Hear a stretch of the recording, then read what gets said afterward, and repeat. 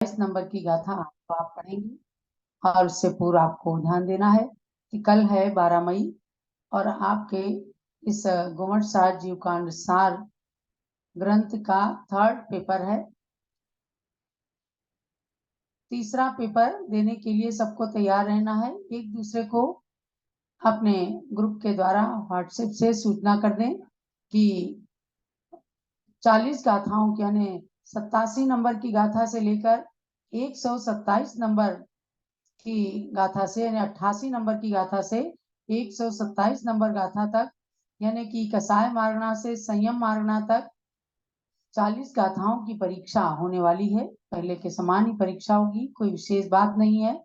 बस सब लोगों को भगवान ऋषभ देव जूम चैनल से जरूर जुड़ जाना है और आज से लेकर कल तक कषाय मारना से संयम मारना तक आपको पुनः रिवीजन करके और अच्छे से अध्ययन कर लेना है ताकि परीक्षा में अच्छे नंबर आए। सरल विषय है और सरल विषयों में आप जीव द्रव्य की प्ररूपणाओं को जान रहे हैं, तो इसके माध्यम से अब संयम मारना का कथन शुरू होता है।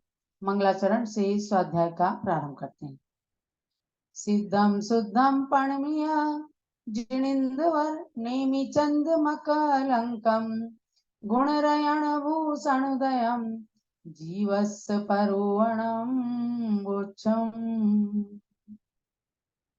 द्वादशांगमयी सरस्वती माता को नमन करके साक्षात सरस्वती की प्रतिकृति गणिनी प्रमुख श्री ज्ञानवती माता जी की छत्र छाया में बैठकर उन्हें वंदनामी करते हुए आप सबके लिए विषय की प्रस्तुति है। आ जाएंगे सीधे 127 नंबर की गाथा। पुस्तक के अंदर पेज नंबर 118। संयम मार्गणा का समापन करते हुए कहते हैं कि संयम मार्गणा में जीवों की संख्या कितनी है। ये बहुत अच्छा रुचिकर विषय है। आपको जानना है कि संयमी मुनिराज कितनी संख्या में होते हैं। पमदादि चौन्न जुदी सामाय दुगम कमेण से सतियम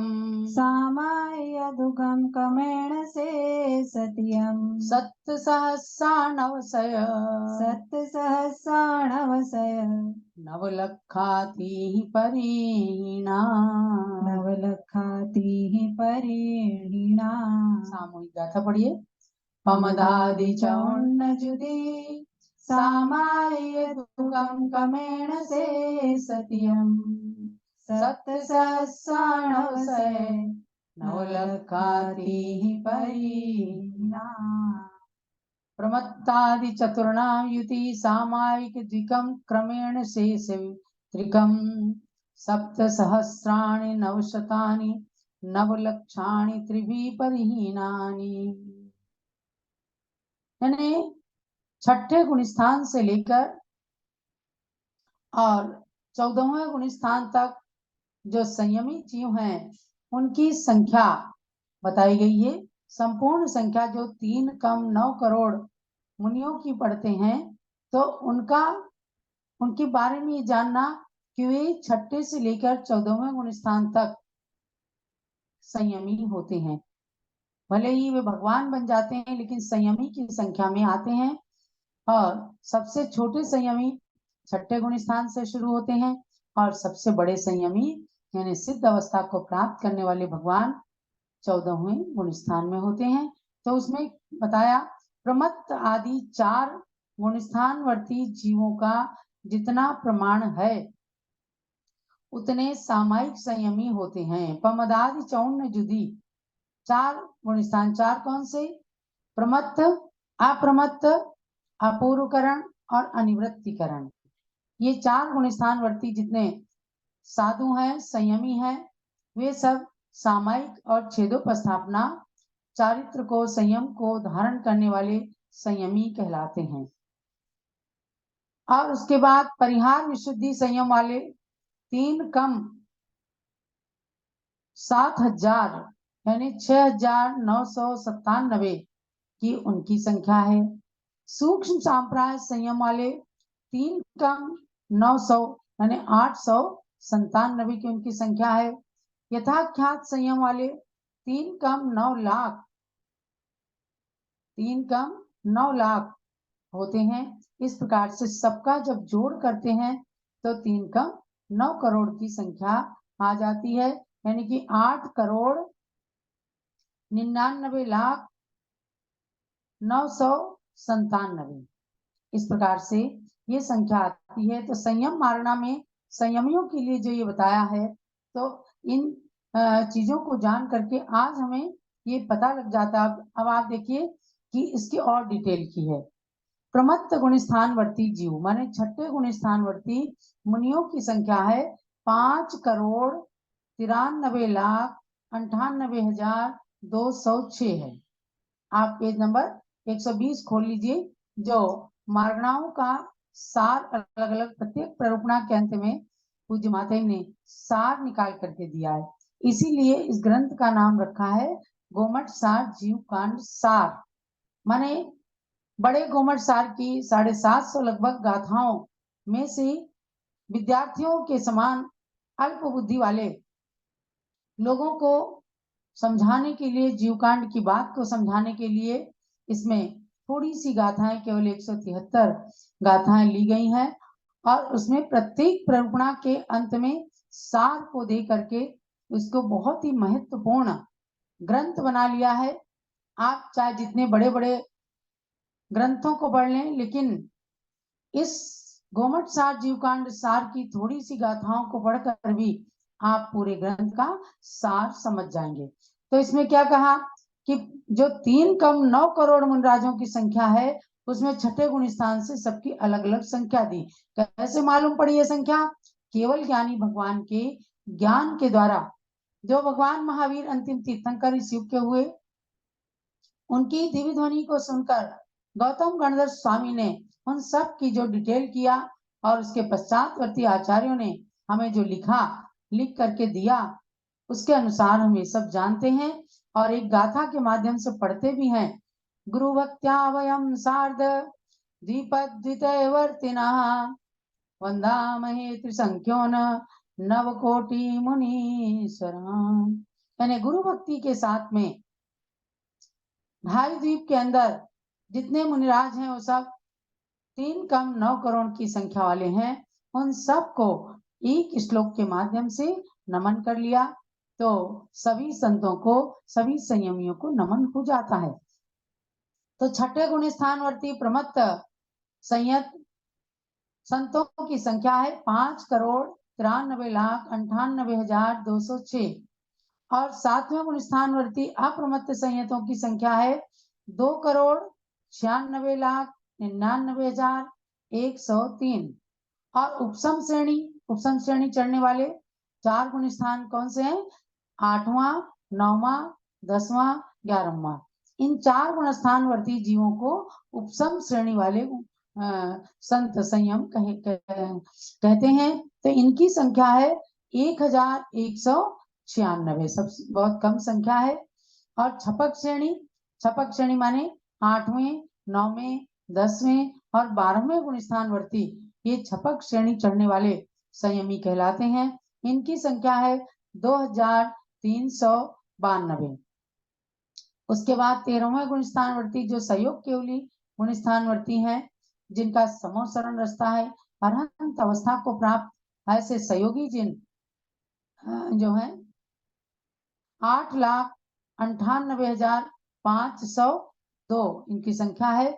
और अयोगी जिन माने 14वें गुण स्थान वर्ती, जिनका समय बहुत ही एक समय आ ई उ री ली केवल इतना शब्द बोलने जितना समय है और बस वो कर्मों को काट कर मोक्ष प्राप्त करते हैं, ऐसे अयोगियों की संख्या है केवल 598। यानी ये अधिकतम संख्या बताई है। इनका पूरा जोड़ किया गया तो 8 करोड़ 99 लाख 99,997 माने 3 कम 9 करोड़ इन संयमियों की संख्या है। ये संयम मारणा का सार जानते हुए अंत में 3,9 करोड़ संयमियों को नमस्कार करते हुए अपने कर्मों को निर्जीर्ण करना है, संयम की भावना भाना है, असंयम से दूर रहना है। इस प्रकार से और अंत में जानना ये है कि आज पंचम काल चल रहा है। आज भी प्रातःकाल पूज्य माता जी ने अपने प्रवचन में कहा कि पंचम काल में अत्यंत हीन संगठन है, लेकिन तपस्या उत्कृष्ट संगठन वाली ही है। इसलिए हम लोगों को छूट दी गई। जैसे बाजार में सेल लगती है तो बहुत सारे लोग उस छूट में चीजें खरीदने के लिए चले जाते हैं, चाहे किसी होटल की दुकान हो, चाहे कहीं पर वो सेल लगती है तो वहां पहुंच जाते हैं कि कुछ सस्ता माल मिल रहा है। ऐसे हमारी आज सेल लगी हुई है, इसलिए आज कम से कम 17 से 1800 दिगंबर जैन साधु साधियों की संख्या हो गई। जबकि सन 1952 में जब गणि ज्ञानमती माता ने घर त्याग किया और संयम के मार्ग पर चली, तो ये बताती हैं कि 60 से 70 साधु केवल उत्तर से लेकर दक्षिण तक प्राप्त होते थे, और किसी को दर्शन करना होता था तो बड़ी मुश्किल से जा करके खोज खोज करके उन संतों के दर्शन होते थे और उनका नियम पूर्ण होता था। लेकिन आज हम सब पुण्यशाली हैं कि चारित्र चक्रवर्ती आचार्य शांति सागर महाराज ने 19वीं 20वीं सदी में दक्षिण भारत के अंदर जन्म लेकर संयमियों की संख्या बढ़ाने में जो अभूतपूर्व योगदान किया है, उनके उपकार को कभी भी भुलाया नहीं जा सकता है। उनकी संख्या भी आप समझो कि 3,9 करोड़ मुनीश्वरों के अंदर है। ऐसे ही श्रद्धान करना है कि पंचम काल में मिथ्यात्व से लेकर चतुर्थ गुण स्थान वर्ती असंयमी तो बहुत सारे हैं। असंयमी तो है ही, देश संयमी भी है, उसमें तमाम गृहस्थ श्रावक श्राविकाएं अणु व्रतों को धारण करते हैं, प्रतिमा के व्रतों को धारण करते हैं। तो संयमी यानी देश संयमी पंचम गुण स्थान वर्ती कहे जाते हैं। और उसके बाद छठे गुण स्थान से लेकर 7वें गुण स्थान तक, यानी आज के मुनियों को छठा 7वां गुण स्थान ही होता है। तो सामायिक और छेदोपस्थापना ये 2 संयम का पालन करने वाले आज भी मुनिराज हैं, भावलिंगी मुनिराज हैं और पंचम काल के अंत तक होते रहेंगे, इसमें कोई संशय नहीं करना चाहिए। चतुर्थ काल में भी द्रव्यलिंगी होते थे और पंचम काल में भी भावलिंगी संत हैं, लेकिन ये हम कोई भी नहीं जान सकते कि कौन भावलिंगी है कौन द्रव्यलिंगी है। किसी को अपने आप सर्टिफिकेट लेने का कोई अधिकार नहीं है। बड़े बड़े आचार्य कुंद कुंद स्वामी जैसे आचार्य जो सिमंदर स्वामी के समोसरण में भी गए और वहां से आकर उन्होंने 84 पाउंड ग्रंथों को लिख करके हमें दिया, उनने भी अपने आप नहीं कहा कि मैं भावलिंगी मुनि हूं। जबकि आचार्य कुंद कुंद स्वामी को पंचम काल का केवली सर्वज्ञ भगवान के समान कहा गया है। तो भव्यात्माओं, हम सब विद्यार्थी की तरह से संयम का अभ्यास कर रहे हैं। ये जो संख्या कही है यह मुनियों की संख्या है, ये आरिकाओं की संख्या नहीं है।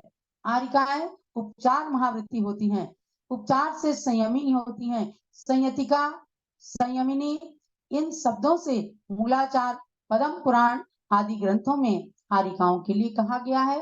और सर्वत्र समोसरण के अंदर जितनी मुनियों की संख्या होती है उससे 3 गुनी संख्या आरिकाओं की, 2 गुनी या 3 गुनी आरिकाओं की भी संख्या होती है। इसलिए जहां जहां जिन ग्रंथों में स्त्रियों की निंदा की गई वहां पर बराबर कहा गया कि भगवान की माताएं, आरिका माताएं, ये जो हैं उन साधारण स्त्रियों में नहीं आती हैं।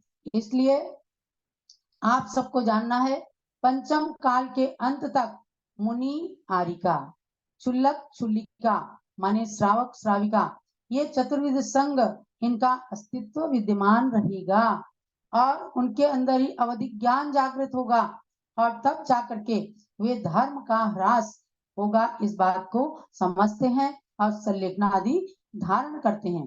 तो आज भी हैं सच्चे साधु और आगे तक पंचम काल के अंत तक होते रहेंगे, ये मान करके उनको नमस्कार करना, भक्ति करना, आहार दान आदि देना, ये सब करके अपने मनुष्य जीवन को सफल करना चाहिए।